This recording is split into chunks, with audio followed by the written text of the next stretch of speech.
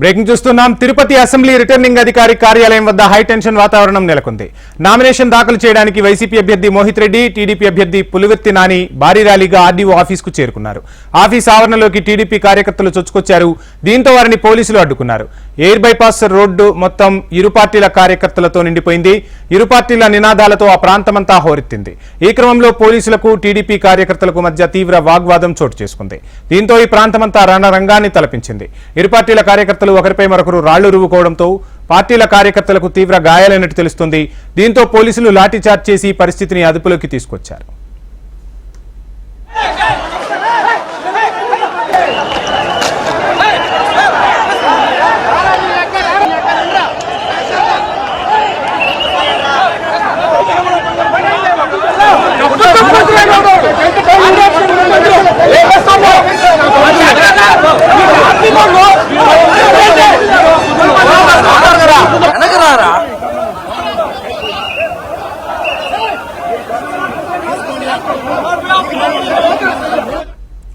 Tirupati assembly returning అధికారి కార్యాలయం వద్ద హైటెన్షన్ వాతావరణం నెలకొంది. నామినేషన్ దాఖలు చేయడానికి వైసీపీ, టీడీపీ అభ్యర్థి ఒకేసారి అక్కడకు చేరుకోవడంతో ఉద్రిక్తతలు చోటు చేసుకున్నట్టు తెలుస్తుంది. ఇక ఓవరాల్ డీటెయిల్స్ అందించేందుకు తిరుపతి ప్రతినిధి సురేష్ జాయిన్ అవుతున్నారు. సురేష్, ప్రస్తుతం పరిస్థితి ఎలా ఉంది? అదుపులోకి వచ్చిందా? కార్యకర్తలకు కూడా గాయాలైనట్టు తెలుస్తుంది. ప్రస్తుత పరిస్థితి ఎలా ఉంది?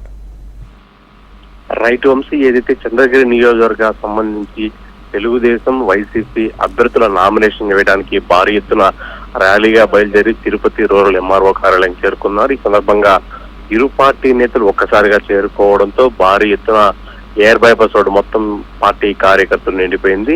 ఎవరైతే పార్టీ కార్యకర్తలు ఉన్నారో వారు లోపలికి రిటర్నింగ్ అధికారి వద్ద దూసుకెళ్లేందుకు ప్రయత్నం చేసిన సందర్భంలో పోలీసులకు, కార్యకర్తలకు కాస్త వాగ్వాదం చోటు చేసుకున్న తర్వాత అది కాస్త వివాదంగా మారింది. ఘర్షణాత్మక వాతావరణం చోటు చేసుకోవడంతో పరిస్థితి ఒకసారిగా ఉధృతంగా మారిందని చెప్పుకోవాలి. ఏదైతే తెలుగుదేశం పార్టీ నేతలు ఆరోపిస్తారు వైసీపీ వాళ్ళు మా మీద రాళ్ళు వేశారని, అలాగే వైసీపీ నేత ఆరోపిస్తారు తెలుగుదేశం కార్యకర్తలు మా మీద రాళ్ళు దాడి చేశారని ఒక్కసారిగా రంగంలో దిగిన పోలీసులు ఇరు పార్టీ నేతలను లాఠీలు పనిచేపి జరగొట్టే ప్రయత్నం చేశారు. ప్రస్తుతం అయితే పరిస్థితుల్లోకి వచ్చింది. పూర్తిగా తెలుగుదేశం కార్యకర్తల మీద కావచ్చు, వైసీపీ కార్యకర్తల మీద కేసు నమోదు చేసేందుకు పోలీసు యంత్రాంగం సిద్ధమైంది.